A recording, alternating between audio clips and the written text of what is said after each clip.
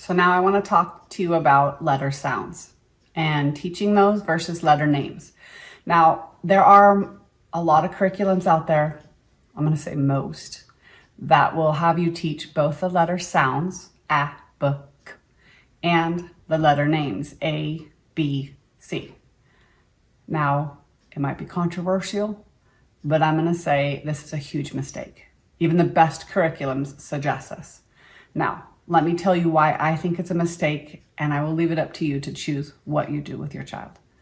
So here's the deal. When a child is in kindergarten and they are beginning to learn how to read, they're doing all of their sounds and trying to blend those k, at makes cat. It's actually a lot of work, and then memorizing all of their sight words. There's so much in the beginning stages of reading, and it is so difficult. So what happens, some kids take off, never look back. It's almost like you hear parents and teachers say, I hardly did anything. And they just started reading. That's great. But the truth is, for too many children, this is not the case. So when they have to learn both the sound and the name, they very often get confused. So they have been taught 4 months on end that that's an A and a K and a B and a B. And then you put it in front of them and you only want them to say B, at, bat, not B, B, A, at, to, T. Which one do they choose? It sounds super simple, like of course it would be obvious, just say the sound. But really for many kids, that is very confusing. There is actually no real reason why children need to know the names of letters in the early stages of reading. And when I say early stages, I mean kindergarten, first, at least. Okay, so I'm gonna model why, okay? So I'm gonna read just a short little saying here, not a saying, but I'm taking it from Green Eggs and Ham by Dr. Seuss. So that Sam I am, that Sam I am, I do not like that Sam I am. Guess what? Not one time did I say THATSAMIAM. I didn't. I literally put all those sounds together to make words. And that's exactly what your child will be doing when they start reading.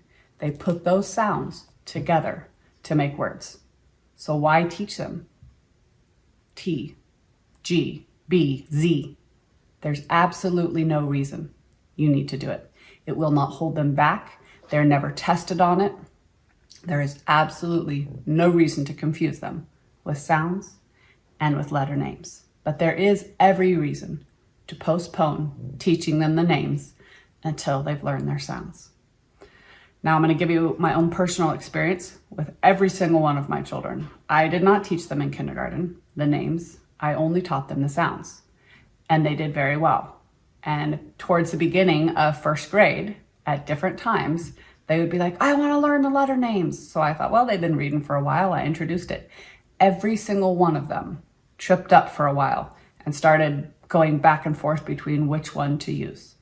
If they're doing that at the beginning of first grade, and I'm going to tell you, all of my children are very good readers. My littlest guy, he's in the beginning of first grade and he's in level 4, like literally reading chapter books right now. If that tripped him up, what is it doing to kindergartners to give them both? I wouldn't do it.